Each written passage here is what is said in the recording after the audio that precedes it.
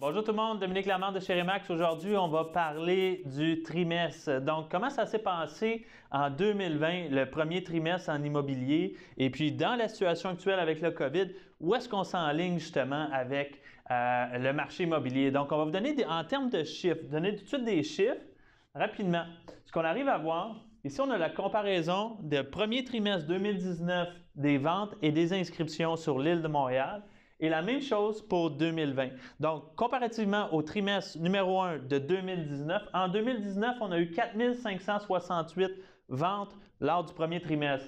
En 2020, 4 958 transactions. En termes de nouvelles inscriptions, donc ce qu'on arrive à voir en 2019, 8 004 nouvelles inscriptions. Et en 2020, 7 059 nouvelles inscriptions. Donc, lors du premier trimestre en immobilier sur l'île de Montréal, on avait déjà une hausse dans les ventes en termes de ventes et puis une diminution de l'inventaire sur le marché. Maintenant, depuis la situation du COVID-19, qu'est-ce qui s'est passé dans le marché immobilier? Où on s'en va dans les prochains mois? Donc, la comparaison ici est basée sur le 1er janvier au 13 avril pour voir un petit peu.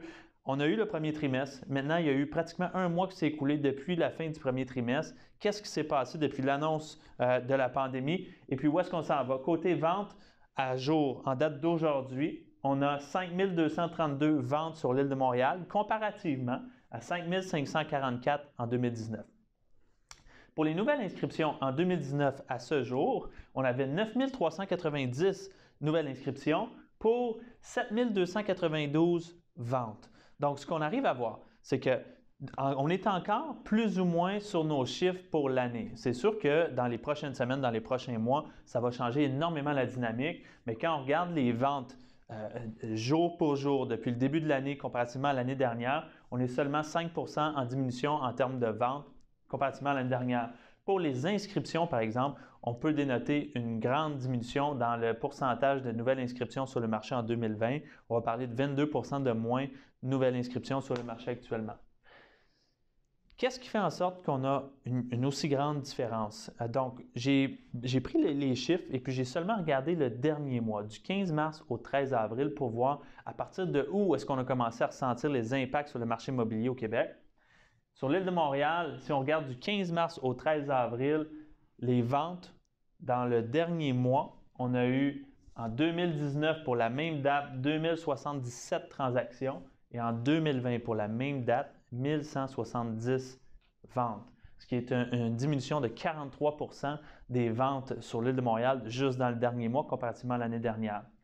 Pour les nouvelles inscriptions, l'année dernière, pour la même date, on a eu 2970 nouvelles inscriptions et puis dans le dernier mois, 1184 nouvelles inscriptions. Donc, ce qu'on arrive à voir, c'est qu'il y a 60 % moins de propriétés qui ont été mises sur le marché dans le dernier mois qu'il aurait dû y avoir. Donc, où est-ce qu'on s'enligne avec ça? La grande question qu'on va se poser, en fait, c'est de savoir quel va être l'impact au fil des prochaines semaines, au fil des prochaines années. Indépendamment, il y a des acheteurs et des vendeurs qui ont des projets, qui ont l'obligation d'aller de l'avant maintenant. En termes de, je pense que la grande question que la majorité des vendeurs se posent, et les acheteurs d'ailleurs, va être de savoir, c'est beau qu'il y ait une baisse dans les ventes, qu'il y ait une baisse dans les inscriptions. Est-ce qu'il va y avoir une baisse dans les prix? Donc, selon moi, je ne pense pas que les prix vont diminuer parce que si on regarde dans les 10 dernières années, on retourne où est-ce qu'on a vécu une certaine baisse en 2013-2014, qu'on a vécu une baisse en 2008-2009, les prix médians sur l'île de Montréal ont toujours persisté, ont toujours été similaires ou toujours en croissance, pratiquement jamais à la baisse. Donc, indépendamment de ce qui se passe actuellement, si pour vous le projet n'est pas une urgence, je ne pense pas que les prix vont descendre de façon drastique. Je pense que ça va se maintenir et puis c'est seulement le nombre de transactions qui vont diminuer.